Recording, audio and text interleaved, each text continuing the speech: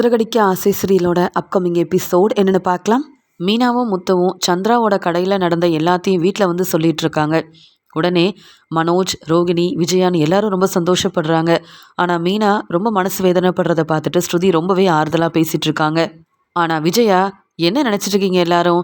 சரி மீனா, உங்கள் அம்மா கடையில் ஒரு பிரச்சனைனா அவங்களுக்கு ஆறுதலாக பேசி வீட்டில் விட்டுட்டு வந்துட்டேன்ல, மறுபடியும் வீட்டு வேலையை பார்க்காம அதே சொல்லிகிட்டு இருக்க. எவ்வளோதான் நானும் பொறுமையாக கேட்டுகிட்டே இருக்க முடியும் அப்படின்னு சொல்ல, உடனே முத்து, அதானே மீனாவுக்கும் மீனா அம்மாவுக்கும் ஒரு பிரச்சனைனா முதல்ல சந்தோஷப்படுறதே நீங்களாக தானே இருப்பீங்க அப்படின்னு சொல்ல, உடனே அண்ணாமலையும், நீ பேசுகிறதெல்லாம் பார்த்தா நீ தான் இந்த பிரச்சனையை வந்து மீனா அம்மாவுக்கும் மீனா அம்மாவோட கடைக்கும் பிரச்சனை செஞ்சுருப்பேன்னு எனக்கு தோணுது. நீ ஒன்றும் ஆளுங்களை அனுப்பி பிரச்சனை செய்யலையே, வேணும்னே திட்டம் போட்டு ஏதாவது செஞ்சியா அப்படின்னு கேட்க, வேற வேலையே இல்லையா எனக்கு? நானும் புதுசாக கிளாஸ் எல்லாம் ஆரம்பிச்சிருக்கேன். நிறைய வேலை இருக்குது. எனக்கு செய்ய வேண்டிய வேலை நிறையா இருக்கும்போது இவங்கள பற்றி யோசிக்க எனக்கு நேரம் இருக்குமா? அதை புரிஞ்சுக்காமல் என்னென்னவோ பேசுகிறீங்க. மீனா வீட்டு வேலையை பார்க்கட்டும்னு சொன்னால் உடனே என்ன கேள்வி கேட்பீங்களா? அதான் நான் பார்த்தேன். இந்த மீனாவுக்கும் மீனா குடும்பத்துக்கும் நீங்கள் தானே சப்போர்ட் பண்ணுறதுக்கு முன்னாடி வந்து நிற்பீங்க. நான் கிளம்புறேன் பார்வதி வீட்டுக்கு. எனக்கு எதுக்கு தேவையில்லாத பிரச்சனை? மனோஜ், உன் வேலையை பார்த்துட்டு கிளம்பு. அப்புறம் நீயும் ஏதாவது பேசுனேன்னு உன் மேலேயும் எனக்கு சந்தேகமாக இருக்குது. நீ தான் அந்த மீனாவோட அம்மா கடைக்கு பிரச்சனை செஞ்சியான்னு இங்கே உள்ளவங்க எல்லாம் கேட்க ஆரம்பிச்சிருவாங்க. இவங்களுக்கெல்லாம் வேற வேலையே இல்லை அப்படின்னு பார்வதி வீட்டுக்கு விஜயா கிளம்பி போனாலும் ரோகிணி சொல்கிறாங்க. என்ன மீனா இதெல்லாம்? நீங்களும் யோசிக்காமல் பேசிகிட்டு இருக்கீங்கன்னு கேட்கும்போது, நான் என்னங்க யோசிக்காமல் பேசுகிறேன் அப்படின்னு சொல்ல, உங்கள் அம்மா நடத்துனது ஒரு சின்ன பூக்கடை தானே, அந்த கடைக்காக வந்து இவ்வளோ யோசிக்கிறீங்க, மனசு வேதனைப்படுறீங்க, வீட்டு வேலையை கூட செய்ய முடியலன்னு சொல்கிறீங்க. பாருங்க, விஜயாத்தை சாப்பிடாம பார்வதி அத்தை வீட்டுக்கு போயிட்டாங்க. நீங்கள் உங்கள் வேலையை பார்க்க வேண்டியதானே? நல்ல பெரிய கடைக்கு ஓனராக இருந்திருந்தா பரவாயில்ல, சின்ன பூக்கடைக்கு அவங்க ஓனராக இருந்து பார்த்துக்கிட்டாங்கன்னு இந்த பேச்சு பேசுகிறீங்களே. இந்த பிரச்சனைக்கு பின்னாடி யார் இருக்கான்ற உண்மையை கண்டுபிடிக்கணும்னு என்னென்னவோ பேசிகிட்டு இருக்கீங்க. இதெல்லாம் பார்க்க சரியாவா இருக்குது? என்ன மீனா நீங்கள் அப்படின்னு கேட்கும்போது, உங்களுக்கு இதெல்லாம் புரியாது ரோகிணி. எங்கள் அப்பா அந்த இடத்துல கடை நடத்தியிருக்காரு. அது மட்டும் இல்லாமல் அந்த ஜூஸ் கடையில் வந்து எங்கள் அம்மாவும் இப்போ வேலை செஞ்சிட்ருக்குறாங்க. எங்களுக்கு அந்த கடையிலேருந்து நல்ல வருமானம் வருது. எங்கள் அம்மா அந்த பூக்கடை இல்லைன்னு கூட மனசு வேதனைப்படலை. எங்கள் அப்பா அங்கே வந்து அந்த கடையை வச்சு நடத்தினார்ல, அதெல்லாம் பார்த்து எங்கள் அம்மா கொஞ்சம் ஆறுதலாக இருந்தாங்க, சந்தோஷமாக இருந்தாங்க. வீட்டில் இருக்கிறத விட இந்த கடைக்கு வந்தால் தான் எனக்கு கொஞ்சம் நிம்மதியாக இருக்குது, தெரிஞ்சவங்க சொந்தக்காரங்கன்னு எல்லார்கிட்டேயும் பேசி கொஞ்சம் ஆறுதலாக இருக்குன்னு எங்கள் அம்மா நினச்சிட்டு இருக்கும்போது, இப்படி ஒரு பிரச்சனை வந்தால் எங்கள் அம்மாவால் எப்படி தாங்கிக்க முடியும்? இதெல்லாம் உங்களுக்கு புரிய வாய்ப்பே இல்லை ரோகிணி. அது மட்டும் இல்லை, நீங்கள் இதில் தலையிடாதீங்க. உண்மையாகவே யாரோ பிரச்சனை செஞ்சுருக்காங்கன்னு சொல்ல, ஏங்க யாருக்கும் வேறு வேலையே இல்லைன்னு நினைக்கிறீங்களா? நீங்களும் முத்துவும் தான் யார் யாருக்கோ உதவி செய்யணும்னு உங்கள் வேலையை பார்க்காம இத்தனை நாள் என்னென்னவோ செஞ்சுட்டு இருந்தீங்க. இப்போயாவது புதுசாக பிஸ்னஸ் ஆரம்பிச்சிருக்கீங்க, உங்கள் வேலையை மட்டும் பார்ப்பீங்கன்னு பார்த்தா மறுபடியும் ஆரம்பிச்சிட்டிங்களா? யாரையாவது சந்தேகப்படணும், பிரச்சனை செய்யணும், அவங்கள மாட்டி விடணும், இது மட்டும்தான் உங்கள் வேலையா மீனா? அப்போ புது பிஸ்னஸை நல்லபடியாக நடத்துகிற மாதிரி எனக்கு தெரியலையேன்னு சொல்ல, ரோகிணி என்ன இப்படிலாம் பேசிகிட்டு இருக்கீங்க அப்படின்னு கேட்கும்போது, இல்லை, எல்லாரும் உங்களுக்குன்னே பிரச்சனை செய்ய வருவாங்களா என்ன? ஏன் வேறு யாருக்கும் வேலையே இல்லையா? நீங்களும் முத்துவும் தான் உங்களுக்குன்னு வேலை இல்லாத மாதிரி இப்படிலாம் நினைக்கிறீங்க. ஆனால் எல்லாருக்கும் நிறைய வேலை இருக்குங்க. பேசாமல் வீட்டில் இருக்கிற வேலையை பார்த்துட்டு அமைதியாக இருங்க. இப்போ அந்த கடையை உங்கள் அம்மா நடத்தலைன்னா நீங்கள் எப்படியும் உங்கள் அம்மாவுக்கு பணம் கொடுக்க மாட்டிங்களா? ஏன் சத்யா தான் நல்லா வேலைக்கு போகிறான்ல, அவனும் பணம் கொடுக்க மாட்டானா? உங்கள் அம்மாவை பார்த்துக்க மாட்டானா? எல்லாரும் நல்லா சம்பாதிக்கும் போது மறுபடியும் இந்த பிரச்சனையை பெருசாக்காமல் அப்படியே விட்டுருங்க. இனி உங்கள் அம்மா வீட்டில் இருக்கட்டும். அவங்களையும் நீங்கள் எல்லோரும் நல்லா பார்த்துக்க வேண்டாமா? உங்கள் மேலே உள்ள அக்கறையில் தான் பேசுகிறேன். இந்த கடையில் பிரச்சனை வந்ததும் நல்லது தான். இல்லைனா உங்கள் அம்மா இத்தனை நாள் இவ்வளோ கஷ்டப்பட்டாங்க. அதனால் பொறுமையாக நீங்கள் உங்கள் அம்மாவுக்கு சொல்லி புரிய வைங்க. அவங்க இனி வீட்டிலேருந்து ரெஸ்ட் எடுத்துக்கட்டும். நீங்கள் எல்லோரும் உங்கள் அம்மாவை பார்த்துக்கோங்க, அவ்வளவுதானே. என்னவோ உங்களுக்குன்னு தேடி வந்து யாரோ பிரச்சனை செஞ்ச மாதிரி உண்மையை கண்டுபிடிக்கணும், யார் இப்படிலாம் செஞ்சாங்கன்னு தெரிஞ்சுக்கணும்னு என்னென்னவோ பேசிகிட்டு இருக்கீங்கல்ல, அதான் உங்களுக்கு உங்கள் மேலே உள்ள அக்கறையில் இப்படிலாம் பேசிகிட்டு இருக்கேன், புரியுதா அப்படின்னு சொல்லும்போது, உடனே முத்துவும் மீனாவும் ஒருத்தர் பார்த்துக்கிறாங்க. உடனே ஸ்ருதியும் ரோகிணி கிட்ட, ஆமாம் ரோகிணி, உங்களுக்கு இப்படி ஒரு பிரச்சனை வந்தால் இப்படி தான் அமைதியாக இருப்பீங்களா? நீங்கள் இல்லை பரவாயில்ல வேறு வேலையை பார்க்கலான்னு நினைப்பீங்களா? மீனா மேலே அக்கறை இருக்கிற மாதிரி பேசுகிறீங்க. ஆனால் எனக்கு ஒன்றும் புரிய மாட்டேங்குது மீனா. நீங்கள் உண்மை என்னன்னு கண்டுபிடிக்கணும். அதே இடத்துல உங்கள் அம்மாவுக்கு நீங்கள் மறுபடியும் கடையை ஆரம்பித்து கொடுக்கணும். இந்த ரோகிணி பேசுகிறதெல்லாம் நீங்கள் பெருசாக எடுத்துக்காதீங்க. இவங்கெல்லாம் இப்படி பேசுகிறத பார்த்தா இந்த ரோகிணி கூட இந்த பிரச்சனைக்கு காரணமாக இருக்குமோன்னு தான் எனக்கு தோணுது அப்படின்னு ஸ்ருதி சொல்லிட்டு போக, இங்கே மீனாவும் முத்துவும் ரோகிணியை பார்க்கும்போது, ரோகிணி இதுக்கு மேலே இங்கே இருக்கக்கூடாது அப்படின்னு உடனே அங்கேருந்து கிளம்பிடுறாங்க. சீதா உடனே இங்கே என்னதான் நடக்குது, யார் வேணும்னே இப்படிலாம் செஞ்சாங்கன்னு தெரிஞ்சுக்கிறதுக்காக அருண்கிட்ட உதவி கேட்க, அருணும் இங்கே வந்து சீதா கிட்ட நான் இருக்கேன்ல கவலைப்படாத அப்படின்னு சொல்லும்போது, இல்லை எங்கள் முத்துமாமா எப்படியும் உண்மையை கண்டுபிடிச்சிருவாங்க, இருந்தாலும் உங்கள் உதவி எனக்கு தேவைப்படுதுன்னு சொல்லும்போது, அந்த முத்து உண்மையை கண்டுபிடிப்பானா, அந்த முத்து உண்மையை கண்டுபிடிச்சி நல்ல பேர் வாங்கினாலும் கண்டிப்பாக வந்து முத்துக்கு நல்ல பேர் கிடைக்க நான் விடவும் மாட்டேன். அதே மாதிரி நான் சீக்கிரமாகவே அந்த யார் இப்படிலாம் செஞ்சாங்கன்ற உண்மையை கண்டுபிடிச்சி அதே இடத்துல என் மாமியாருக்கு அதே மாதிரி ஒரு கடையை நான் ஆரம்பித்து கொடுத்தா எல்லாரும் என்ன பெருமையாக பேசுவாங்க, முத்துக்கு என்றைக்குமே நல்ல பேர் கிடைக்கக்கூடாது அப்படின்னு அருண் வந்து யோசிக்கிறாரு. ரொம்ப சந்தோஷமாக இருந்தேன், கடையில் இப்போ நல்ல வருமானம் வருது, என் பசங்க எல்லாரும் அவங்கவுங்க வேலையை பார்க்குறாங்கன்னு அங்கே கடையை பார்த்துக்கிட்டு நான் என் வேலையை தான் பார்த்துட்ருந்தேன். ஆனால் இப்படிலாம் நடந்துருச்சே, யார் இப்படிலாம் செஞ்சுருப்பாங்க. அது மட்டும் இல்லாமல் நான் எல்லா பொருளையும் தரமான பொருளை தான் கொடுத்துட்ருக்கேன். அப்படி இருக்கும்போது பூவெல்லாம் அன்னைக்குன்னு வாங்கின பூவை தான் நான் கொடுத்துட்ருக்கேன். ஆனால் யார் இப்படியெல்லாம் சொல்லியிருப்பாங்க, நான் அங்கே கடை வச்சு நடத்தக்கூடாதுன்னு யார் வந்து இப்படி என்னை மாட்டி விடணும், இந்த கடை இருக்கக்கூடாதுன்னு யார் திட்டம் போட்டாங்க, யார் இப்படிலாம் செஞ்சாங்கன்னு எனக்கு தெரியலையேன்னு சாப்பிடாம சந்திராவும் இதையே நினச்சி அழுதுகிட்டே இருக்க, உடனே இங்கே சீதா தன்னுடைய மாமியாரை கூப்பிட்டுட்டு சந்திராவை பார்க்கறதுக்காக வராங்க. அருணும் வராரு. உடனே வாங்க சம்மந்தி அப்படின்னு கேட்கும்போது, என்ன சம்மந்தி நீங்கள் இங்கே கடை இல்லைன்னு சொல்லிட்டு சரியாக சாப்பிடாம உட்காந்து அழுதுகிட்டே இருக்கிறீங்களான்னு கேட்க, உடனே அங்கே வந்து சத்யாவும், அதான் முத்துமாமா உண்மையை கண்டுபிடிப்பேன், கண்டிப்பாக மறுபடியும் அந்த கடை வந்து நமக்கு கிடைக்கும்னு சொல்லியிருக்காங்கல்லம்மா, அப்புறம் எதுக்காக இப்படி உட்காந்து அழுதுகிட்டே இருக்கிறீங்க அப்படின்னு கேட்கும்போது, உனக்கு தெரியாது சத்யா, உனக்கு ஒன்றுமே புரியாது. நான் அந்த இடத்துல கடை வச்சு நடத்தும்போது தெரிஞ்சவங்க எல்லாரும் வந்து பேசிட்டு போவாங்க. நீ உன் பசங்களை நல்லபடியாக படிக்க வச்சு ஒரு நல்ல நிலைமைக்கு கொண்டு வந்துட்ட அப்படின்னு ஒவ்வொருத்தரும் பாராட்டும்போது, உங்கள் அப்பா அந்த கடைக்கு ஓனராக இருந்து எவ்வளோ வேலை செஞ்சாருன்றது தான் எனக்கு ஞாபகம் வரும். இப்போ அந்த கடையும் இல்லை, உங்கள் அப்பாவோட ஞாபகம் தான் வருது எனக்கு, என்னால் அதுதான் தாங்கிக்க முடியல அப்படின்னு சொல்கிறாங்க. உடனே சீதாவும், அதுக்காக நீ சாப்பிடாமே இருந்தால் சரியாக வருமாமா, நான் சாப்பாடெல்லாம் செஞ்சு உனக்காக எடுத்துகிட்டு வரேன்னு சொல்லும்போது, வேண்டாம், எனக்கு என்னைக்கு அந்த கடை திரும்பி கிடைக்குதோ அது வரைக்கும் எனக்கு சாப்பாடும் வேண்டாம், ஒன்றும் வேண்டாம், நான் இப்படியே இருந்துடுறேன். நான் சந்தோஷமாக இருக்கக்கூடாதுன்னு தானே யாரோ திட்டம் போட்டு இப்படி செய்கிறாங்க, நான் சந்தோஷமே இல்லாமல் இருந்தாலும் பரவாயில்ல, எனக்கு அந்த கடை வந்து கிடைக்கணும், உங்கள் அப்பா வந்து ஆரம்பித்த இந்த கடை நல்லபடியாக மறுபடியும் நடக்கணும் அப்படின்னு சொல்ல, உடனே அருணும், அத்தை நான் இருக்கும்போது நீங்கள் ஏன் கவலைப்படுறீங்க, முத்து உண்மையை கண்டுபிடிக்கிறாரோ இல்லையோ, நான் எனக்கு தெரிஞ்ச எல்லார்கிட்டேயும் பேசி வச்சுருக்கிறேன், சீக்கிரமாகவே இப்படி ஒரு பிரச்சனை யாரால் நடந்துச்சு, யார் இதில் தலையிட்டிருக்காங்க அப்படின்றத கண்டுபிடிப்பேன், எதுக்காக அவங்கெல்லாம் வந்து இந்த கடையை எடுத்துகிட்டு போனாங்கன்னு கண்டிப்பாக உண்மையை கண்டுபிடிச்சி அந்த கடை மறுபடியும் உங்களுக்குன்னு கிடைக்கும். நான் இருக்கும்போது நீங்கள் ஏன் கவலைப்படுறீங்க, என்ன சீதா பார்த்துக்கிட்டே இருக்க, இங்கே மற்றவங்க உண்மையை கண்டுபிடிக்கிறாங்கன்னெலாம் நீங்கள் யோசிக்க வேண்டாம், நான் இருக்கேன். அது மட்டும் இல்லாமல் இது என்னுடைய குடும்பம், நீங்கள் கஷ்டப்படுறத பார்த்துட்டு நான் அமைதியாக இருப்பேன்னா என்ன, சீதா பார்த்துட்ருக்காத, சீக்கிரமாக உங்கள் அம்மாவுக்கு சாப்பாடெல்லாம் எடுத்துகிட்டு வா, நம்ம இருக்கும்போதே அவங்க சாப்பிடணும். பொறுப்பான மருமகன் நான் இருக்கும்போது நீங்கள் கவலைப்படலாமா, இதை பற்றி யோசிக்கலாமா, கொஞ்ச நாள் வீட்டில் ரெஸ்ட் எடுங்க, மறுபடியும் கடையில் போய் வேலை செய்ய நீங்கள் ஆரோக்கியமாக இருக்கணும்ல, இப்படியே சாப்பிடாம கஷ்டப்பட்டுட்டு இருந்தா அப்புறம் நீங்கள் மறுபடியும் கடையில் வேலை செய்யணும்னு நினைக்கும்போது உங்களுக்கு ரொம்ப கஷ்டமாக இருக்கும், நான் சொல்கிறத புரிஞ்சுக்கோங்க அப்படின்னு சொல்லும்போது, சரி மாப்பிள்ள, நீங்கள் எல்லாரும் இருக்கிறீங்கல்ல, எனக்கு அதுவே போதும் அப்படின்னு சொல்லி கண் கலங்கி இங்கே வந்து பேசிகிட்ருக்குறாங்க. இங்கே வந்து சந்திராவும் உடனே சீதா சமைச்சு கொடுக்குறாங்க. உடனே இங்கே எல்லாரும் சாப்பிட்டுட்டு இருக்கும்போது, சம்மந்தி நீங்கள் வேணும்னா நம்ம வீட்டுக்கு வாங்கலை, அங்கே வந்து இருங்க, நாங்கள் எல்லோரும் உங்களை பார்த்துப்போம்ல, தனியாக இருக்கிற மாதிரி உங்களுக்கு தோணாது, நாங்கள் இருக்கோம்ல, நீங்கள் எதுக்காக இங்கே இருக்கணும், சத்யா உங்கள் அம்மாவை கூப்பிட்டுட்டு எங்கள் வீட்டுக்கு வந்துடுறேன் அப்படின்னு சொல்கிறாங்க. இங்கே சீதாவோட மாமியார் அருணோட அம்மா இப்படி பேசுகிறாங்க. உடனே அதெல்லாம் வேண்டாம், அப்பப்போ மீனா வந்து பார்த்துப்பா, முத்து தம்பியும் வருவார், அவங்க எல்லாரும் இருக்கும்போது நான் எப்படி வந்து அங்கே வந்து இருக்க முடியும்னு சொல்ல, அவங்க எங்கள் வீட்டில் வந்து உங்களை பார்க்கட்டுமே, ஏன் எல்லாரும் ஒரே குடும்பம் தானே, உங்களுக்கு ஒரு பிரச்சனைனா நாங்கள் வந்து உங்களுக்காக ஆறுதலாக பேசிகிட்டு இருக்கோம்ல, உங்களை நல்லபடியாக கவனிச்சிக்கணும்னு நினைக்கிறோம், நீங்கள் மீனா வீட்டில் போய் இருக்க முடியுமா, அவங்க மாமியார் விட்டுருவாங்களா அப்படின்னு கேட்கும்போது, நான் என்றைக்கும் அங்கே போகணும்னு நினச்சதே கிடையாது சம்மந்தி, நீங்கள் எல்லோரும் வந்து பேசுனதே எனக்கு ரொம்ப சந்தோஷமாக இருக்குது, நீங்கள் எல்லோரும் என் கூட இருக்கும்போது இனி நான் எதை பற்றியும் யோசிக்க போகிறதில்ல, அதனால் முத்து தம்பி வந்து உண்மையை கண்டுபிடிக்கிறேன்னு சொல்லியிருக்காரு. அதே மாதிரி அருண் மாப்பிள உங்களால் முடிஞ்ச உதவியை நீங்களும் செய்யுங்க. நான் சீக்கிரமாக அந்த கடைக்கு போய் என்னுடைய வேலையை மறுபடியும் நான் பார்க்கணும்.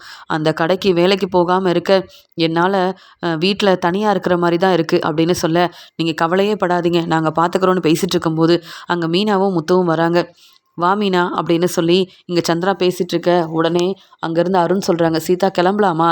ஆனால் உண்மை என்னன்னு நான் தான் கண்டுபிடிக்க போகிறேன். சீதா சீதா அதே மாதிரி உங்கள் அம்மாவுக்கு அந்த கடையை மறுபடியும் நான் தான் வாங்கி கொடுக்க போகிறேன். மற்றவங்களால பெருசாக இதில் ஒன்றுமே செய்ய முடியாது. ஆனால் உண்மையை கண்டுபிடிச்சி இதில் யாரெல்லாம் வந்து இந்த பிரச்சனையில் இருக்கிறாங்கன்னு கண்டுபிடிச்சி அவங்க யாரையும் நான் சும்மா விட மாட்டேன். என் மாமியார் குடும்பத்துக்காக நான் என்ன வேணாலும் செய்வேன் அப்படின்னு முத்து முன்னாடி இங்கே அருண் பேசுனது மட்டும் இல்லாமல், சீதா நம்ம கிளம்பலாம் அப்படின்னு தன்னுடைய அம்மாவையும் கூப்பிட்டுட்டு சீதாவையும் கூப்பிட்டுட்டு அருண் அங்கேருந்து கிளம்பிடுறாரு. உடனே மீனா, பார்த்தீங்களா, அருண் வந்து உதவி செய்யணும்னு நினைக்கிறாரு. ஆனால் உங்களால் எதுவும் செய்ய முடியாதான். அதனால் அவர் தான் எல்லா உதவியும் செய்ய போகிறாராம். அப்படி பேசிட்டு போகிறாரு பாருங்க அப்படின்னு சொல்லிட்டு இருக்க, என்னம்மா நீ இன்னும் அழுதுகிட்டே தான் இருக்கிறியான்னு மீனா கேட்கும்போது, சம்மந்தி வீட்டில் உள்ள எல்லாரும் வந்தாங்க. இங்கே வந்து சீதா எனக்காக சமைச்சு கொடுத்தா. நான் சாப்பிட்டுட்டேன், நல்லா தான் இருக்கேன். நீங்கள் என்னை பற்றி யோசிக்காதீங்க. உனக்குன்னு நிறைய பிஸ்னஸ் இருக்குது. நீயும் நல்ல வருமானம் வந்து உனக்கு வரணும். நீ உன்னுடைய பிஸ்னஸை நல்லபடியாக கவனமாக பார்த்துக்க. அதை விட்டுட்டு என்னை பற்றி நினைக்காத மீனான்னு சொல்ல, அது எப்படிம்மா அப்படியே விட முடியும்? வீட்டில் என் மாமியாராக இருக்கட்டும், ரோகிணின்னு எல்லாரும் உங்கள் வேலையை பாருங்க அப்படின்னு என்னதாம்மா திட்டுறாங்க. ஆனால் யாரோ திட்டம் போட்டு இப்படி செஞ்சுருக்காங்கன்னு எனக்கு தெரியும். எனக்கு அந்த சிந்தாமணி மேலே தான் சந்தேகமாக இருக்குது. எதுக்காகனா, இந்த சிந்தாமணி என் மேலே ரொம்ப கோவமாக இருக்காங்க. அதனால் இப்படி ஒரு பிரச்சனைன்னு வந்தால் நான் டெக்கரேஷன் ஆர்டர் எதையும் எடுத்து செய்ய முடியாது. நான் வந்து எந்த கவனமும் இல்லாமல் எந்த பிஸ்னஸையும் சரியாக கவனிக்காமல் இருப்பேன்ல. அதனால தான்மா எனக்கு பிரச்சனை செய்யணும்னு நினச்சவங்க முதல்ல உங்களுக்கு பிரச்சனை செய்யணும்னு அவங்க வேலையை ஆரம்பிச்சிருக்காங்க போல். சும்மா விட்டுருவேனா? அது சிந்தாமணியாக இருந்தாலும் பரவாயில்ல, வேறு யாரெல்லாம் இருக்கிறாங்கன்னு நான் உண்மையை கண்டுபிடிக்க தாம்மா போகிறேன். நான் வந்து என்ன பிரச்சனை வந்தாலும் என்னுடைய பிஸ்னஸை என்றைக்கும் விட போகிறது கிடையாது. இவங்க எல்லாரும் எதுக்காக இப்படி யோசிக்கணும்? நான் பார்த்துக்கிறேன், கவலைப்படாமல் இருங்கம்மா. தினமும் நான் வந்து பார்த்துக்கிறேன். நீங்கள் சமைக்க வேண்டாம். நான் வீட்டில் இருந்து சமைச்சு எடுத்துகிட்டு வரேன். அது மட்டும் இல்லை, என்ன சீதா மாதிரி எங்கள் வீட்டுக்கு வாங்கன்னு என்னால் கூப்பிட முடியாது. என் மாமியாரோட குணம் உங்களுக்கு தெரியும்ல. இப்போ கூட என்னெல்லாம் பேசுகிறாங்க தெரியுமா? என் வீட்டுக்காரரும் என் மாமனாரும் எனக்கு சப்போர்ட்டாக இருக்கிறதுனால தான் என்னால் கொஞ்சமாவது பிஸ்னஸை கவனிக்க முடியுது. உங்களுக்கும் உதவி செய்ய முடியுதுமா. கவலையே படாதீங்க. கொஞ்ச நாள் ரெஸ்ட் எடுங்க. சீக்கிரமாக இந்த கடை நமக்குன்னு திருப்பி கிடைக்க தான் போகுது. அந்த கடையை எடுத்துகிட்டு போனவங்களே நம்மக்கிட்ட கொண்டு வந்து அந்த கடையை நல்லபடியாக நீங்களே பார்த்துக்கோங்க, நாங்கள் செஞ்ச தப்பு தான் அப்படின்னு மன்னிப்பு கேட்க தாம்மா போகிறாங்க. நம்ம பொறுமையாக தாம்மா இருக்கணும். எனக்கும் தெரியும், அப்பா அங்கே தான் கடை வச்சு நடத்துனாங்க. அந்த ஞாபகத்தில் தான் இப்போ வரைக்கும் நீங்கள் அங்கே கடையை வச்சு நடத்திட்டுருக்கீங்கன்னு. ஆனால் வேணும்னே என்னை அவமானப்படுத்துறதுக்காகவும் என்னை தலகுனிய வைக்கிறதுக்காகவும் நான் என்னுடைய வேலையை சரியாக செய்யக்கூடாதுன்றதுக்காகவும் யாரோ திட்டம் போட்டு செஞ்சுருக்காங்கன்னா அதுக்கெல்லாம் காரணம் கண்டிப்பாக அந்த சிந்தாமணியாக இருக்க வாய்ப்பு இருக்குது. ஆனால் சிந்தாமணி மட்டும் இப்படியெல்லாம் செய்ய மாட்டாங்க. யாரோ அவங்கக்கிட்ட சொல்லி இப்படிலாம் செஞ்ச மாதிரி தாம்மா எனக்கு தோணுது. அம்மா நான் பார்த்துக்கிறேம்மா, உண்மையை நான் கண்டுபிடிக்கிறேம்மா அப்படின்னு சொல்கிறாங்க மீனா. உடனே முத்துவும், ஆமாத்த, என்ன பிரச்சனையாக இருந்தாலும் நாங்கள் இருக்கும்போது நீங்கள் கவலைப்படவே வேண்டாம். அதான் இங்கே சீதாவோட வீட்டுக்காரர் அருணும் சொல்லிட்டு போயிருக்கார்ல, அவருக்கும் நிறைய பேரை தெரியும். அதனால் கண்டிப்பாக உதவி செய்வாருத்த அப்படின்னு சொல்கிறாங்க. உடனே மீனா முத்துக்கிட்ட கேட்குறாங்க, நீங்கள் எவ்வளோ பொறுமையாக பேசுகிறீங்க. ஆனால் அந்த அருண் உங்களை பார்த்த உடனே அவருக்கு தான் எல்லாம் செய்ய தெரியுன்ற மாதிரி, அவரால் மட்டும்தான் உண்மையை கண்டுபிடிக்க முடியுன்ற மாதிரி என்ன பேச்சு பேசிட்டு போகிறார்ல. அப்போ அந்த அருண் இன்னும் திருந்தவே இல்லையாங்கன்னு கேட்கும்போது, நான் நல்ல பேர் வாங்கக்கூடாது, உண்மையை கண்டுபிடிச்சா எல்லாரும் என்ன பாராட்டுவாங்க, அதெல்லாம் நடக்கக்கூடாதுன்னு அருண் நினைக்கிறான். அருணை பற்றி எனக்கு ரொம்ப நல்லா தெரியும் மீனா. நீங்கள் எல்லாரும் தான் அருணை இன்னும் புரிஞ்சுக்காமல் இருக்கிறீங்க. எனக்கு பிரச்சனை செய்கிறதும் அந்த அருணா தான் இருப்பான். எனக்கு நல்ல பேர் கிடைக்கக்கூடாதுன்னு இப்படியெல்லாம் செய்யணும்னு யோசிக்கிறதும் அந்த அருணா தான் இருப்பான். ஆனால் பரவாயில்ல, அருண் உண்மையை கண்டுபிடிச்சா என்ன, நான் உண்மையை கண்டுபிடிச்சா என்ன, நம்ம மாமியார் உங்கள் அம்மா சந்தோஷமாக இருந்தால் போதாதா அப்படின்னு சொல்லி பேசிகிட்டு இருக்க. சரி நம்ம கிளம்புவோம் அப்படின்னு ஆறுதலாக இங்கே வந்து சந்திரா கிட்ட பேசிட்டு மீனாவும் முத்துவும் அங்கேருந்து கிளம்புறாங்க. உடனே சத்யா, பார்த்தீங்களாம்மா, நமக்கு ஒரு பிரச்சனைனா உடனே மீனா அக்கா, முத்து மாமான்னு எல்லாரும் வந்துடுறாங்க, ஆறுதலாக பேசுகிறாங்க, உதவி செய்கிறேன்னு சொல்கிறாங்க. அது மட்டும் இல்லாமல் சீதா வீட்டில் உள்ள எல்லாரும் வந்து அவங்க வீட்டுக்கு நம்மளை வர வச்சு நல்லா பார்த்துக்கணும்னு நினைக்கிறாங்க. இதை விட நமக்கு வேறு என்னம்மா வேணும்? நானும் உங்கள் கூடவே இருக்கேன். நான் இன்னைக்கு வேலைக்கு கூட போகலை. நான் உங்களை பார்த்துக்கிறேம்மா, கவலைப்படாமல் இருங்கம்மா அப்படின்னு ரொம்ப மனசு வேதனையோடு இருக்கிற சந்திராக்கு வீட்டில் உள்ள எல்லாரும் ரொம்பவே ஆறுதலாக இருக்காங்க. பார்வதியோட வீட்டுக்கு வந்த விஜயா ரொம்ப சந்தோஷமா எல்லாருக்கும் பிரியாணி எல்லாம் வாங்கிட்டு வந்திருக்காங்க. உடனே பார்வதியும், என்ன நீ சந்தோஷமா இருந்தா தானே இப்படியெல்லாம் நிறையா வந்து சாப்பிடுவ, இப்போ என்ன பிரியாணியோட வீட்டுக்கு வந்திருக்கேன்னு கேட்க, உங்க எல்லாருக்கும் நானே வந்து பிரியாணி வாங்கிட்டு வந்திருக்கேன், அவ்வளோ சந்தோஷமா இருக்கேன் பார்வதி. அதுக்காக தான் நீயும் இங்கே சிந்தாமணியும் இருக்கணும்னு ஃபோன் பண்ணி பேசிட்டு இருந்தேன்னு சொல்ல, ஆமாம் மேடம் எதுக்காக இதெல்லாம், அப்படி என்ன உங்களுக்கு பெரிய சந்தோஷம், என்ன அந்த மீனாக்கு நல்ல வருமானம் வருதா? இல்ல மீனாக்கு வந்து பெரிய ஆர்டர் ஏதாவது கிடைச்சிருக்கா? இல்ல உங்க மருமக மீனா புதுசா பிசினஸ் ஆரம்பிச்சதுக்காக இப்படிலாம் செய்றீங்களான்னு கேட்குறாங்க சிந்தாமணி. உடனே பார்வதியும், என்னன்னு சொல்லிட்டு அதுக்கப்புறமா எங்களுக்கு இந்த பிரியாணி எல்லாம் நீ குடுக்கலாம்ல அப்படின்னு சொல்ல, இல்ல அந்த மீனாவுக்கு டெக்கரேஷன் ஆர்டர் கிடைச்சா எனக்கு என்ன? இல்ல புதுசா அந்த பிசினஸ் ஆரம்பிச்சிருக்காளே அதன் மூலமா நல்ல வருமானம் வந்தா எனக்கு என்ன? மீனா அம்மா இருக்காங்கல்ல, அதான் கோயில் பக்கத்துல கடையெல்லாம் வச்சு நடத்திட்டு இருந்தாங்களே, யாரோ வந்து அந்த கடையெல்லாம் நீங்க நடத்தக்கூடாதுன்னு கடையை எடுத்துட்டு போயிட்டாங்களாம். மீனா அம்மா, மீனான்னு எல்லாரும் ரொம்பவே மனசு வேதனையோட இருக்காங்களாம். மீனாவும் முத்துவும் வந்து இதெல்லாம் சொல்லிட்டு இருந்தாங்க. மீனா வீட்டில் உள்ள யாரையும் பெருசாக மதித்து நான் பேசினதும் இல்லை, அவங்க யாரையும் எனக்கு பிடிக்கவும் பிடிக்காது. இப்படி ஏதாவது பிரச்சனை செய்யணும்னு நானே நினச்சேன். ஆனால் வேறு யாரோ இப்படி ஒரு பிரச்சனை செஞ்சதெல்லாம் தெரிஞ்சுக்கிட்டு எனக்கு அவ்வளோ சந்தோஷமாக இருந்தது.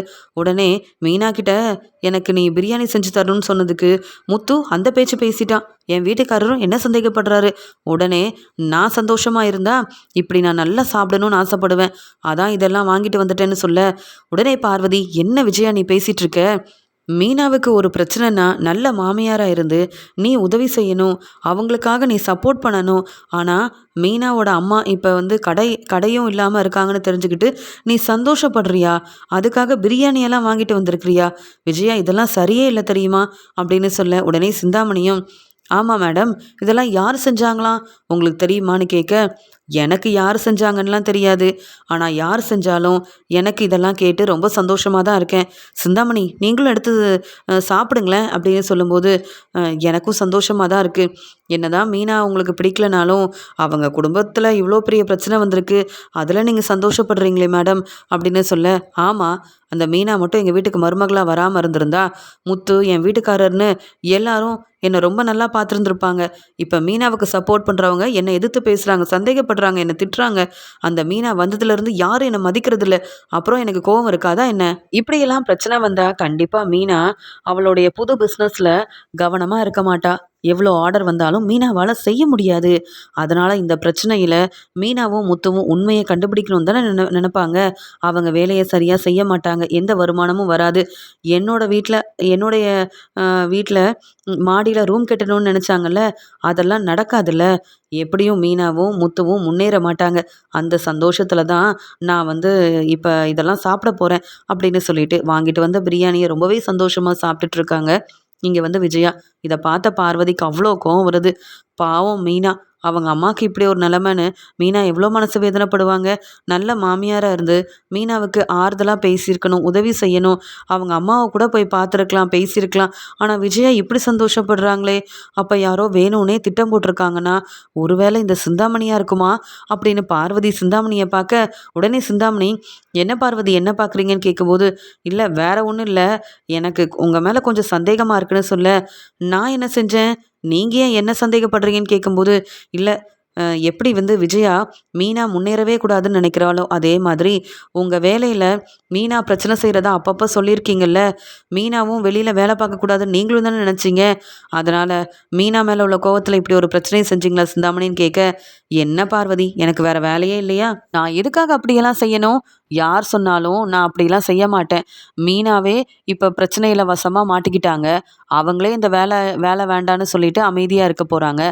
நான் இப்படிலாம் பிரச்சனை செய்யணும்னு எந்த அவசியமும் எனக்கு இல்லை. ஏன்னா மீனா இந்த வேலைக்கு வரதுக்கு முன்னாடியே நான் டெக்கரேஷன் ஆர்டரை ரொம்ப நல்லா பார்த்து நல்லபடியாக சம்பாதிச்சிருக்கேன். என்ன மேடம் நீங்கள் பார்வதி மாதிரி என்னை சந்தேகப்படலைன்னு கேட்கும்போது, நான் யாரையும் சந்தேகப்பட போகிறதில்ல. ஏன்னா யார் என்ன செஞ்சாலும் மீனாவுக்கு என்ன பிரச்சனை வந்தாலும் அதில் முதல்ல சந்தோஷப்பட போகிறது நான் தான். என்ன பார்வதி கேள்வி கேட்டுட்ருக்க, சிந்தாமணியெல்லாம் அப்படி செய்ய மாட்டாங்க, நீ அமைதியாக சாப்பிடு அப்படின்னு சொல்லிட்டு இருக்கும்போது, நீ சந்தோஷமாக சாப்பிட்ற, ஆனால் என்னால் அப்படி இதெல்லாம் யோசிக்க முடியலையே, மீனா முத்துவை நினச்சா ரொம்பவே மனசு வேதனையால் இருக்குது அப்படின்னு பார்வதி சொல்லிட்டு இருக்காங்க. ஆனால் விஜயா ரொம்ப சந்தோஷத்தில் இருக்காங்க. மீனா வீட்டுக்கு வந்ததுக்கப்புறம் சரியாக அவங்களால சமைக்க முடியல, வீட்டு வேலையை பார்க்க முடியல. அதே ஞாபகமாக இருக்குது. அம்மாவுக்கு எதுக்காக இவ்வளோ பிரச்சனை வரணும்? அம்மா ரொம்ப பாவம். சரியாக சாப்பிடாம வெளியிலையும் போகாமல் எவ்வளோ மனசு வேதனையோடு இருக்காங்க. நான் இங்கேயே இருந்து வேலை செய்ய வேண்டியதாக இருக்குது. எனக்கு கிடைக்கிற வந்து இந்த டெக்கரேஷன் ஆர்டர், அப்புறம் இந்த புது பிஸ்னஸ்க்கான ஆர்டர்னு எதையுமே என்னால் செய்ய முடியலையே அப்படின்னு மீனா சரியாக சமைக்காமல் அவங்க இதே ஞாபகத்தில் இருந்ததுனால அவங்க எந்த வேலையும் செய்ய முடியாமல் உட்காந்துட்ருக்காங்க. அந்த சமயம் அங்கே வந்த ரோகிணியும், "என்ன மீனா, சமையல் வேலையை முடிச்சிட்டிங்களா?" அப்படின்னு கேட்கும்போது, "ஆமாம், வேலையெல்லாம் முடிச்சிட்டேன்" அப்படின்னு சொல்கிறாங்க. "சரி மீனா, இப்போ உங்களுக்கு டெக்கரேஷன் ஆர்டர்லாம் நல்லபடியாக வருதா? இல்லை புது பிஸ்னஸ் வேறு ஆரம்பிச்சிங்கல்ல?" அப்படின்னு கேட்கும்போது, "ஆமாம், இந்த ஃப்ரூட் பொக்கே பிஸ்னஸ் தான்" அப்படின்னு சொல்லும்போது, பரவாயில்லையா உங்களுக்கு நல்ல அதில் வருமானம்லாம் கிடைக்குதாங்க?" அப்படின்னு சொல்லி கேட்குறாங்க. "ஆமாங்க, வருமானம் எல்லாம் கிடைக்குது. ஆனால் இப்போ என்னால் வர எந்த ஆர்டரையும் செய்ய முடியல. எனக்கு எங்கள் அம்மாவோட ஞாபகமாகவே இருக்குது" அப்படின்னு சொல்லும்போது, "என்ன மீனா நீங்கள்? இதுக்கு தான் சொன்னேன், உங்களாலலாம் பிஸ்னஸ் வந்து செய்ய முடியாது. மனோஜ் மாதிரி முன்னேறணும்னு நினச்சா மட்டும் போதுமா? எந்த பிரச்சனை வந்தாலும் அது எல்லாத்தையும் சமாளித்து முன்னேறதுக்கு நம்ம வேலையை பார்த்துக்கிட்டே இருக்கணும். ஏன் அந்த ராணியாலையும் அவங்க வீட்டுக்காரர் ராஜாவாலையும் கடையில் எவ்வளோ பிரச்சனை வந்தது தெரியுமா? அந்த பிரச்சனைக்கு ஒரு முற்றுப்புள்ளி வச்சது முத்துவா இருக்கலாம். ஆனால் கடைக்கு தேடி வந்து அவங்க பிரச்சனை செய்யும்போது கூட பெருசாக நாங்கள் அந்த பிரச்சனையை எடுத்துக்காம நாங்கள் எங்கள் வேலையை தான் பார்த்துட்டு இருந்தோம். அதனால தான் இப்போவும் நாங்கள் அந்த கடையோட ஓனராக இருக்கோம். அந்த திறமை உங்ககிட்ட இல்லைல்ல. நீங்கள் தானே மீனா எப்பயும் சொல்வீங்க, பிரச்சனையை மனோஜால் சமாளிக்கவே முடியாதுன்னு. இப்போ உங்கள் அம்மாவுக்கு ஒரு பிரச்சனைன்னு வந்த உடனே நீங்கள் சமாளிக்க முடியாமல் என்ன செய்யன்னு கூட தெரியாமல் உட்காந்துட்ருக்கீங்க பார்த்தீங்களா? அதே நிலமையில நாங்களும் இருந்திருக்கோம். ஆனால் எங்களை எவ்வளோ ஏளனமாக பேசுனீங்க மீனா. இப்போ அதே மாதிரி உங்களுக்கும் ஒரு நிலமை வந்திருக்கு பார்த்தீங்களா? என்ன, உங்கள் பிஸ்னஸையும் உங்களால் செய்ய முடியல. என்னெல்லாம் யோசனை பண்ணி வச்சுருந்தீங்க, மாடியில் ரூம் கட்டணும், என் வீட்டுக்காரர் எனக்காக என்ன வேணாலும் செய்வாருலாம் பேசின நீங்கள், இப்போ எந்த பிஸ்னஸ் ஆரம்பிக்கணும்னு ஆசைப்பட்டீங்களோ அந்த ஆர்டரையே வாங்காமல் வேலை செய்யாமல் உட்காந்துட்ருக்கீங்களே. இதெல்லாம் உங்களுக்கு தேவையா? பேசாமல் நீங்கள் பிஸ்னஸ்லாம் செய்ய வேண்டாம். வீட்டு வேலையை மட்டும் பாருங்கள் மீனா. அது மட்டும்தான் உங்களுக்கு செய்ய முடியும். இப்படி பெரிய பிஸ்னஸ்லாம் செஞ்சு முன்னேறணும், நல்லா சம்பாதிக்கணும், ஏன் மனோஜ் மாதிரியே பெரிய கடைக்கெல்லாம் ஓனர் ஆகணும் நீங்கள் ஆசைப்பட மட்டும்தான் முடியும். அதெல்லாம் உங்களால் செய்யவே முடியாது. நான் சொல்கிறத மட்டும் கேளுங்க. நீங்களும் பிஸ்னஸ் செய்ய வேண்டாம், உங்கள் அம்மாவும் கடையை பார்த்துக்க வேண்டாம். இப்போ உங்கள் அம்மாவுக்கு கடை இல்லை, அவங்க வீட்டில் ரெஸ்ட் எடுக்கட்டும். நீங்கள் நம்ம வீட்டு வேலையை பாருங்கள். அதெல்லாம் போதாதுன்னு இப்படி பிஸ்னஸ் செய்கிறதெல்லாம் உங்களுக்கு சரிப்பட்டு வராது அப்படின்னு சொல்லிடுறாங்க ரோகிணி. இங்கே மீனாவுக்கு ரொம்ப கோவம் வருது.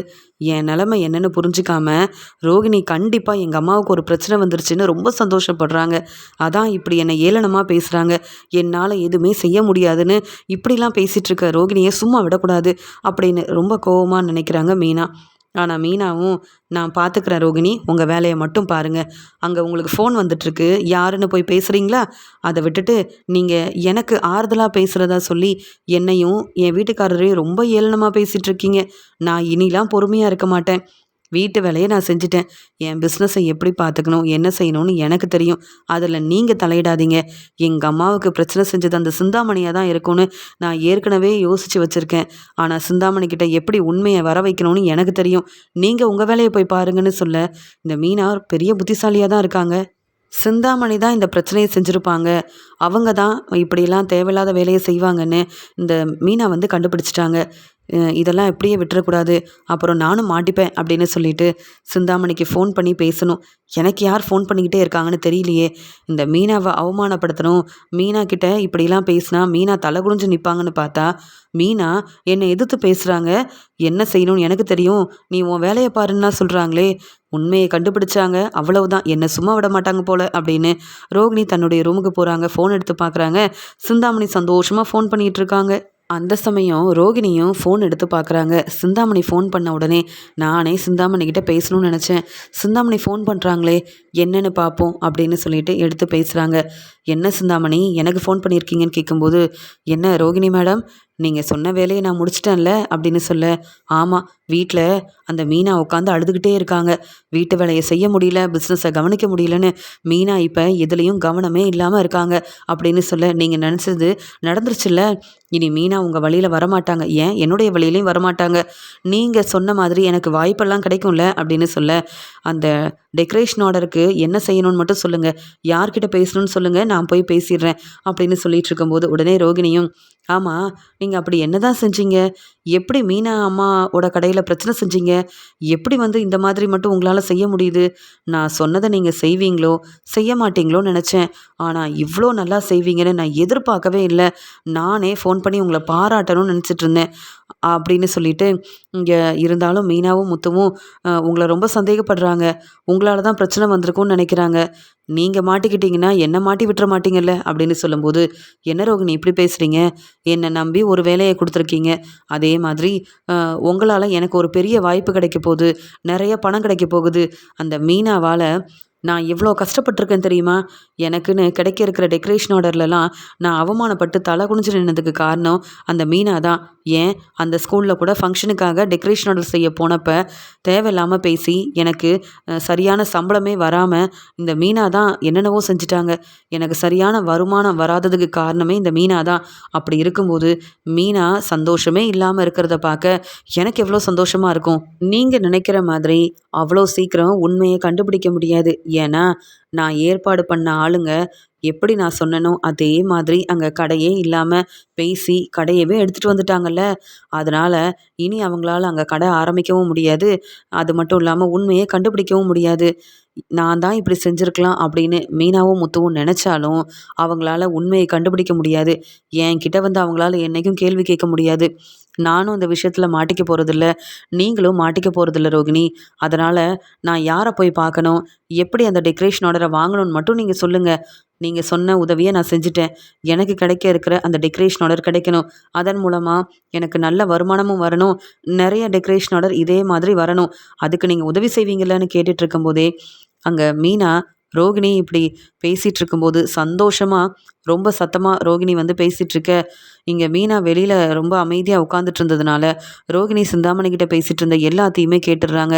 உடனே கதவையும் திறந்துக்கிட்டு இங்கே வந்து மீனா சந்தோஷமாக அங்கே ரோகிணி கிட்ட வராங்க. ரோகிணி ஃபோன் பேசிகிட்டு இருக்கும்போதே மீனா அங்கே வரதை பார்த்துட்டு பேரதிர்ச்சியோட, என்ன மீனா என்ன செய்கிறீங்க? நான் தான் இங்கே ஃபோன் பேசிகிட்டு இருக்கேன்ல, என்ன நீங்கள் பாட்டுக்கு ரூம்குள்ளே வரீங்க, என்னங்க அப்படின்னு கேட்கும்போது, நீ யார்கிட்ட ஃபோனில் பேசுகிற அப்படின்னு கேட்குறாங்க மீனா. நான் யார்கிட்ட வேணாலும் பேசுவேன், உங்களுக்கு என்ன பிரச்சனை?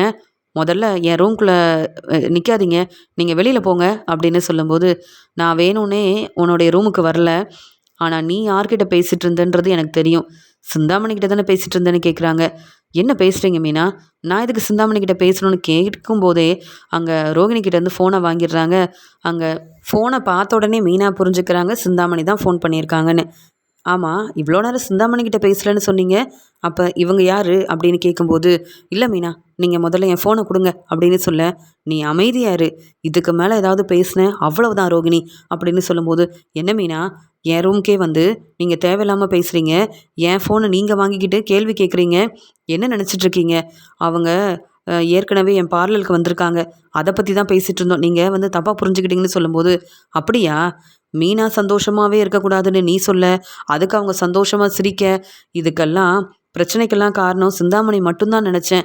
ஆனால் நீ தான் அவங்களுக்கு இப்படிலாம் செய்ய சொன்னேன்னு இப்போ தான் புரிஞ்சுக்கிட்டேன். எல்லா விஷயத்தையும் கேட்டுட்டு தான் ஒரு ரூமுக்கே வந்தேன்.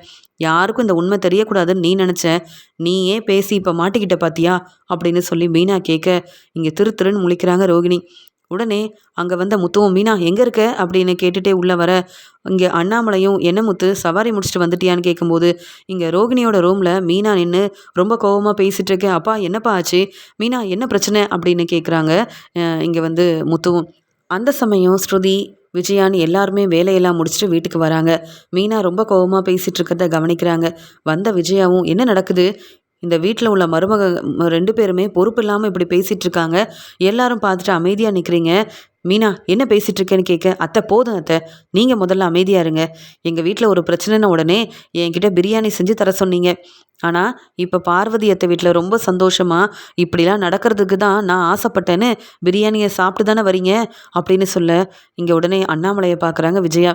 மீனாக்கு எப்படி இதெல்லாம் தெரியும் அப்படின்னு யோசிக்கும்போது உடனே ரோகிணி, மீனா தேவையில்லாமல் பிரச்சனை செய்யாதீங்க மீனா, அமைதியா இருங்கன்னு சொல்ல, நீ முதல்ல அமைதியாரு, உன்னெல்லாம் நான் சும்மா விட்டுருக்கவே கூடாது அப்படின்னு சொல்லிட்டு, ஏங்க அந்த சிந்தாமணியால் தான் பிரச்சனை நடந்திருக்கும்னு நான் சொன்னேன்ல, சிந்தாமணி கிட்ட சொல்லி இப்படி செய்ய சொன்னதே இந்த ரோகிணி தாங்க அப்படின்னு சொல்லும்போது, ரோகிணியா எப்படி உனக்கு தெரியும்னு கேட்க, வீட்ல நானும் ரோகிணியும் தான் இருந்தோம். ரோகிணி தேவையில்லாம வந்து என்கிட்ட, "நீங்க இனி பிஸ்னஸ் செய்ய வேண்டாம். உங்க அம்மா வீட்லயே ரெஸ்ட் எடுக்கட்டும். மனோஜ் மாதிரி உன்னால பிஸ்னஸ் செய்யவே முடியாதுன்னு" என்னென்னவோ பேசினாங்க. நான் வந்து இவங்க பேசுறதெல்லாம் கேட்டு தலை குனிஞ்சு நிக்கணும்னு நெனச்சாங்க. ஆனா நான் உடனே உங்க வேலைய பாருங்கன்னு சொல்லி அனுப்பிட்டேன். அந்த சமயம் இவங்களுக்கு ஃபோன் வந்ததுங்க. இவங்க கதவ திறந்து வச்சுட்டு போனாங்க. ஆனா சந்தோஷத்துல சத்தமா பேசிட்டு இருக்க, நானும் எல்லாத்தையும் கேட்டுட்டேன். இவ்ளோ நேரம் சிந்தாமணி கிட்ட ஃபோன்ல பேசிட்டு இருந்தாங்க. "நீங்க எனக்கு எவ்ளோ பெரிய உதவி செஞ்சிருக்கிறீங்க. மீனா வீட்ல உட்காந்து அழுதுட்டுருக்காங்க. அவங்களால எந்த வேலையும் செய்ய முடியல சிந்தாமணி. நீங்க நெனச்சதும் நடந்துருச்சு, நான் நெனச்சதும் நடந்துருச்சுன்னு" அப்படி சந்தோஷமா பேசிட்டு இருந்தாங்க. அது மட்டும் இல்லங்க, இந்த ரோகிணி வந்து சிந்தாமணிக்கு பெரிய ஒரு வாய்ப்பு தரேன்னு சொல்லி தான் இப்படி ஏற்பாடே செஞ்சுருக்காங்க. பெரிய டெக்கரேஷன் ஆர்டர உங்களுக்கு தரேன். அதுக்காக நீங்க இதெல்லாம் செய்யணும்னு சிந்தாமணி கிட்ட பேசி, இப்படி உதவி கேட்டது எல்லாமே ரோகிணி. சிந்தாமணியும் ரோகிணி சொன்ன மாதிரியே ஆளுங்கள அனுப்பி பிரச்சனை செஞ்சுட்டாங்க. எங்க அம்மாவும் இப்ப கடை இல்லாம இருக்காங்க. அதெல்லாம் நினைச்சு நானும் எங்க அம்மாவும் அழுதுட்டு இருக்கிறத பார்த்துட்டு சிந்தாமணி, விஜயா அத்தை, ரோகிணின்னு எல்லாரும் ரொம்ப சந்தோஷமா இருக்காங்க. ஃபோன்ல பேசிட்டு இருந்த ரோகிணி ரொம்ப சந்தோஷமா பேசிட்டு இருந்தப்பவே நான் நினச்சேங்க. நானும் ஃபோனை வாங்கி பார்த்தேன். சிந்தாமணி கிட்ட தான் பேசிட்டு இருந்தாங்க. ஆனா ரோகிணி பொய் சொல்றாங்க அப்படின்னு சொல்லும்போது, உடனே விஜயா யோசிக்கிறாங்க. என்னது சிந்தாமணி இந்த பிரச்சனைக்கெல்லாம் காரணமா? ஆனா என்கிட்ட அவங்க இத பத்தி எதுவுமே சொல்லலையே. நான் வீட்ல நடந்த எல்லாத்தையும் சொன்னப்ப சிந்தாமணி ரொம்ப அமைதியால இருந்தாங்க. அப்ப பிரச்சனைக்கெல்லாம் காரணம் இந்த ரோகிணி தானா? அதான் மீனா இவ்ளோ கோவமா பேசுறாளா? அப்படின்னு சொல்லிட்டு பார்த்துக்கிட்டே இருக்க, உடனே அண்ணாமலையும், அப்ப நீ மீனா மனசு வேதனைப்படுறத பார்த்துட்டு ரொம்ப சந்தோஷமா பார்வதி வீட்ல உட்காந்து பிரியாணி சாப்பிட்டு வரியான்னு கேட்க, ஏங்க நான் ஒன்றும் சந்தோஷமா சாப்பிடல. எனக்கு வேணும், பிடிக்கும், அதனால சாப்பிட்டு வந்தேன். நீங்க என்னங்க என்ன கேள்வி கேட்குறீங்க? ரோகிணிய அப்படியே விட்டுருவீங்களா? ரோகிணி ஏதோ தப்பு செஞ்சதா மீனா சொல்றாளே, என்ன கேள்வி கேட்குறீங்களே அப்படின்னு சொல்லும்போது, விஜயாவையும் மீனா வெளுத்து வாங்குறாங்க. அத்தை இப்படி நீங்க செய்வீங்கன்னு நான் எதிர்பார்க்கல. இதுக்கெல்லாம் சந்தோஷப்படுவீங்களா? நான் இந்த வீட்டு மருமக. நான் கஷ்டப்பட்டா நீங்க எனக்கு ஆறுதலா இருக்கணும். ஆனா நீங்க என்னடான்னா, அதெல்லாம் பார்த்து சந்தோஷப்படுறீங்க. எனக்கு ஏற்கனவே பார்வதி அத்தை ஃபோன் பண்ணி சொன்னாங்க. ஆனாலும் நான் தான் இந்த பிரச்சனைய பெருசாக்க வேண்டான்னு இருந்தேன். இங்க ரோகிணிய பார்த்தா, அவங்க சிந்தாமணி கிட்ட உதவி கேட்டிருக்காங்க.